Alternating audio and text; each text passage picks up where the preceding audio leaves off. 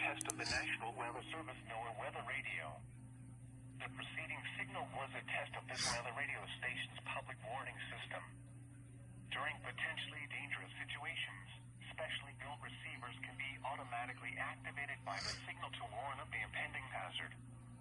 Tests of the signal and receiver's performance are normally conducted by the National Weather Service between 10 a.m. and noon each Wednesday.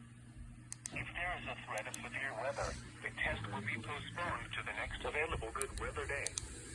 Reception of this program, especially the tone, will vary at any given location. This variability will be more noticeable at greater distances from the transmitter and can occur even though you are using a good quality receiver in good working order. The warning alarm tone will be activated for hazardous conditions. The stations you are listening to and the counties we alarm for are listed in a statement at the top of each hour.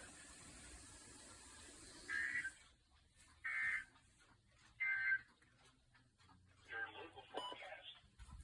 Today, mostly cloud. Alright, that was nice. I got it for the Wednesday. I'm off for Thanksgiving break.